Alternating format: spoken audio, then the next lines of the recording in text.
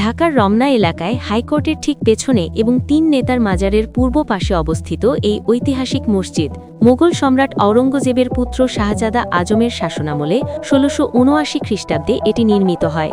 মসজিদ চত্বরেই এর প্রতিষ্ঠাতা হাজী খাজা শাহবাজের সমাধি রয়েছে। স্থানীয়ভাবে এটি জিনের মসজিদ, লাল মসজিদ বা ৩ গম্বুজ মসজিদ নামেও পরিচিত। মসজিদটি মাটির সামান্য উঁচু একটি মঞ্চের উপর নির্মিত।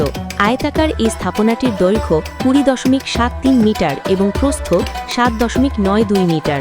এর দেয়ালগুলো প্রায় ১.২২ মিটার পুরু, যা মোগল স্থাপত্যের দৃঢ়তার পরিচয় দেয়। মসজিদের ৪ কোণায় ৪টি অষ্টাকোণাকার বুরুজ রয়েছে, যা ছাদের ওপরে গিয়ে গোলাকার রূপ নিয়েছে এবং ছোট ছোট গম্বুজ দিয়ে সজ্জিত।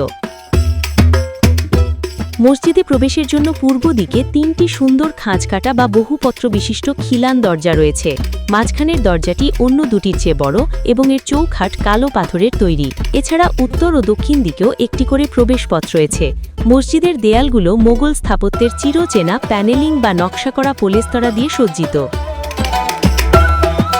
মসজিদের ভেতরে পশ্চিম দেয়ালে ৩টি মিহরাব রয়েছে, যা পূর্বের ৩টি প্রবেশপথের ঠিক সোজাসুজি অবস্থিত।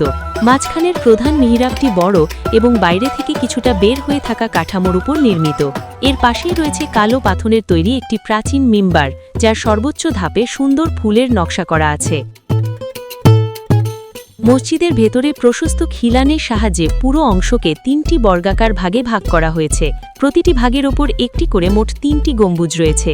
ঢাকার অধিকাংশ ৩ গম্বুজ মসজিদের মাঝের গম্বুজটি বড় হলেও এই মসজিদের বিশেষত্ব হল এর ৩টি গম্বুজই সমান আকারের। গম্বুজের চূড়াগুলো পদ্ম ও কলস নকশায় সুশোভিত। এই মসজিদে ব্যবহৃত জোড়া স্তম্ভ এবং খিলানের বিশেষ বর্ষফলক নকশা উত্তর ভারতীয় মোগল রীতির পরিচয় বহন করে। ঐতিহাসিক গুরুত্বের দিক থেকে এটি চাঁপাইনবাবগঞ্জের শাহ নেয়ামত উল্লাহ অলি মসজিদ বা ব্রাহ্মণবাড়িয়ার আরিফাইল মসজিদের সমসাময়িক ও সমগোত্রীয়।